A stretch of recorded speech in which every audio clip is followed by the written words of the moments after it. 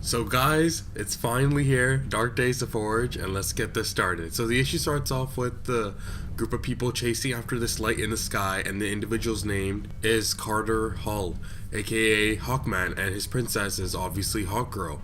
And we see this ship in the air, and it's ready to crash, and Hawkman says it's the greatest mystery in the history of mankind, and it's written in metal.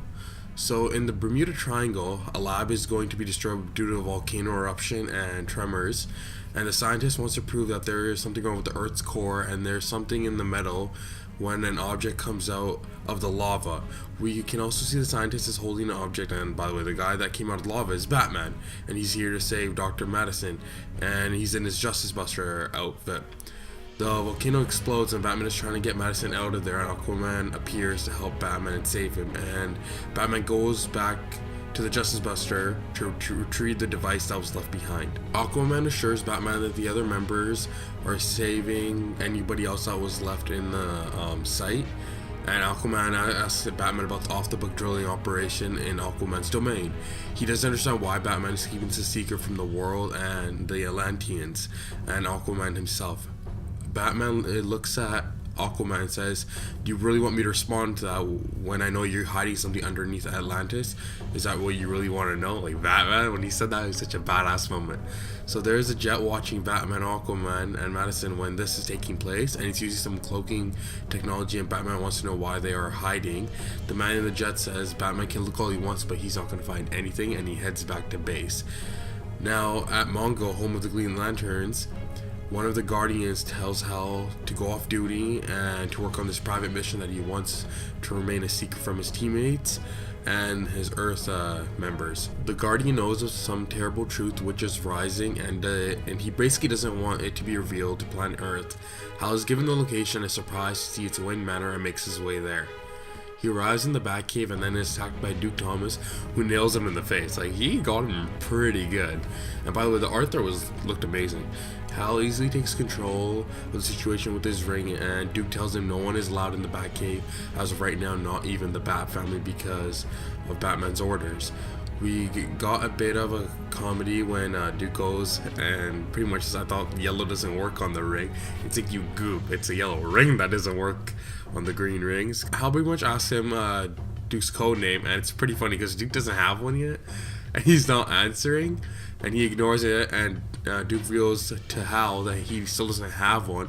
So for everybody who's still wondering, yes, Duke doesn't have a code name yet. As of right now, he's still Duke Thomas. With Hal's ring able to find that hidden area in the Batcave, which is using another cloaking device, and Hal makes his way in there. Now we're at the campus, which location is about 1 mile beneath Philly, and Duke's mom is going berserk because of Joker toxins, and we can see this on a projection of her. We learn that she was offered immortality by the immortal man, and he's watching her because he doesn't want her to reveal anything to Batman. Immortal Man states that the world is heading towards a crisis, and the Immortal Man will be the ones to preserve mankind's future. So this part is just like an introduction to an upcoming comic that's coming out later this year in October. So we jump back to Hawkman, and he's talking about how the Neth metal gave him and his wife immortality, and every time they die they'll be resurrected, and also how it gave their enemy Hathset immortality as well. We also learn that each time Hawkman is born, he catches a glimpse of something bigger, a mystery behind our lives, our story, in quotes. We see a giant Batman statue where Batman drones are flying over it, and there's human bodies wrapped around its legs, and Hawkman doesn't know if it's a dream or not, but he continues to write it in his journal. Batman makes his way to the lunar Batcave, where he wants Lucius to build another site, which is no longer near an ocean, and Batman places that device he rescued into his computer. The computer does a geographical comparison, and Batman states it's bad as he thought, and turns around and throws his batarangs. It's Mr. Terrific. He stops the batarangs with his little balls. We learn from their conversation that Mr. Terrific is jumping back and forth between universes and gives Batman the data.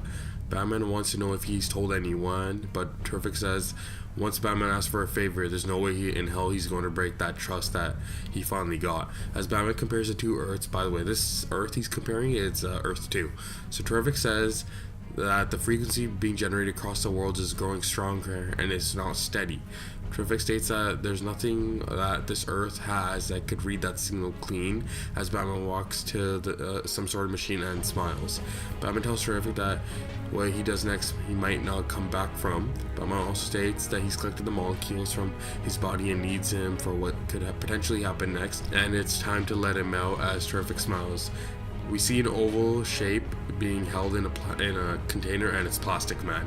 So back at the Batcave, Hal and Duke are in another part of the cave when a voice talks to them. It says, "Oh, I can clear that for you," as Hal looks at Duke. Hal asks his ring to check for any life sources, and the ring cannot do interference. The voice says, "It wouldn't, would it? The mystery never does at first." Duke responds with mystery. The voice, "Oh yes, our friend with the pointy ears has been following it for years now." Duke calls out for Alfred. The voice tells Hal and Duke that Batman have been investigating mortality for years, and he learned of a connection between the Court of Owl's Electrum. He extracted a substance from the metal, and it shared a signature as Hal's ring starts to burn. The signature is shared with Dr. Fate's helmet, Aquaman's trident, and Wonder Woman's cuffs. With these questions unanswered, Batman makes a Black Ops team, the Outsiders, who are hidden from the Justice League, the government, and even the Bat family. The members include Metamorpho, Black Lightning, Katana, Halo, and Geoforce.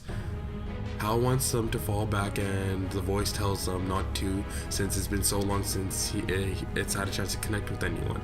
Duke tells the voice that Batman has his secrets, and there are probably reasons why he didn't tell anyone. The voice tells Duke that the next beta is the best part, and we see a liquid metal called Dionysium. Pretty much it's from the Batman Joker Endgame arc, and it's that property in the Lazarus Pit that give Joker its immortality. So Duke is able to add up all the information when the voice said Batman wasn't the only one to find it, as Hal stands in confusion. The voice tells him that Duke is starting to put it together, just like the voice did. The voice tells Hal the reason the Guardian sent him was because Batman was getting closer to the truth as the ring starts to burn even more. Hal wants to leave and gets the League involved, but Duke wants to keep forging on. The voice asks Hal if he's afraid, and Hal and Duke make their way to the metal door, and the voice tells them that they are about to learn something they cannot unlearn. The voice continues to say, "Something that puts the pieces together and finally see the truth, and the world changes," and tells Hal and Duke to open the door. We jump back to Hawkman, who's trying to figure out the nth metal until he gets a glimpse of when man first began to walk on Earth and the three tribes, Eagle, Bear, and Wolf. But when he adds a fourth, which is a bat, Hawkman admits that he was part of something bigger, something beyond his control, and he knows that he lost something, which is a secret that stretches back to the dawn of his species. Batman arrives at the Arctic Circle where Fortress Solitude is. He demands Clark to let him in, and Clark notices his heart's racing. Batman asks him if that room he had given Clark years back under the Fortress of Solitude, and asks him if he's never looked inside. Batman tells him he needs to go in alone and figure it out before he gets anybody else involved. Clark tells him that nothing from this world could open that door when Mr. Miracle shows up. Batman reveals he shot the key into the sun and tells Miracle to open it. Miracle opens it and knows what it is and leaves immediately, and he seems like a little terrified about it. A huge tower revealed, and it looks like the one from the Infinite Crisis. Hawkman warns that no one should follow his footsteps, as Batman tells the computer to run a vibrational data through the tower and track the dimensional frequency of the dark energy. Back at the Batcave, Hawkman urges not to read this, however many generations have passed as Hal and Duke come face to face with the voice and its Joker, the New 52 one to be specific. He's carving numbers into the wall as Hawkman's voice continues to warn not to follow the mysteries of the metal. Joker tells them it's a mystery that stretches all the way back to the dawn of time and is bigger than all of them. Hawkman says some mysteries are best left unsolved and some doors are best left unopened.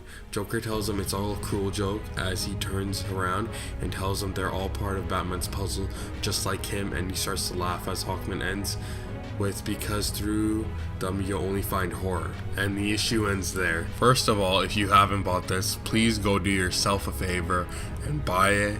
And by the way, DC is already doing a second press copy for this one because the first ones are all sold out. And one more thing, the Forge one-shot is either probably good as, and if not, even better than the DC Rebirth one-shot. So I highly recommend you go buy this. So this video is kind of long, and I don't want to drag it out any longer because I'm already about close to that 10-minute mark. So I'll just do a quick overall summary, and I'll go into a more further in-depth discussion in a different video. So solid 9.5 out of 10, and here's why. The cons, the goddamn art. Like, people, it was so irritating seeing it jump back from one to the other. Like, it should have just been one artist throughout this whole issue because it was so well written, and I did not need it going back and forth like that. 2, if you did not read anything before the New 52, you're going to be very confused and googling a lot of information because there's a lot of stuff from that Crisis timeline and pretty much that whole era before the New 52 has started. The pros. A round of applause for Scott Snyder, man, and James T. Like, man, this was so well written. Jumping back and forth, building the suspense, the voice talking to Hal and Duke, the mystery of the nth metal, and even the littlest detail of the Guardians freaking out and giving Hal this private mission that he's not supposed to talk about to anyone so he can protect the secret, and having Hawkman giving warnings and glimpses throughout the issue, and honestly, it worked really well together. Anyway, so this is what we got. It's just like pretty much an overall summary, just in case you forgot anything I talked about. Hawkman first finds the sighting of that spaceship in the sky, and it's ready to crash land. Batman has a secret that he's hiding from everyone, and went as far as saving a device from a volcano. Aquaman has a secret hidden under Atlantis, and someone is watching Batman saving his secret site. The Guardians gave Hal a secret mission and wants him to keep it a secret, and wants that secret that they want him to protect to remain hidden. Batman has a secret part to his cave, and no one knows about it other than Duke and now Hal. The Immortal Man introduction, which I don't really care for, is just to lead up to his upcoming comic in October. Hawkman and Hawkgirl's immortality and their fight against Hathset, and how he gets a glimpse every time he's resurrected. He also gets nightmares of Batman taking over the world, which is pretty scary. Batman having Mr. Terrific gather information from Earth 2 and deciding it's time to release Plastic Man. A voice guiding Hal and Duke into the secret cave and giving them details on Batman's hunt for immortality and his Black Ops team. Hawkman's constant warnings not to follow in his footsteps. Batman hiding a tower in the Fortress of Solitude, which is from the Infinite Crisis timeline. And lastly, a voice is real as a New 52 Joker, who's last seen in the Batman main timeline as a normal person in the Bloom arc and is now trapped in the cave. Now, like I said earlier, I'm going to do a separate video about more of an in-depth discussion because I don't want this to drag out too long. So if you enjoyed this video, make sure you hit that like button, and if you haven't done yet, please do hit that subscribe button, and I'll talk to you guys all next time. Peace.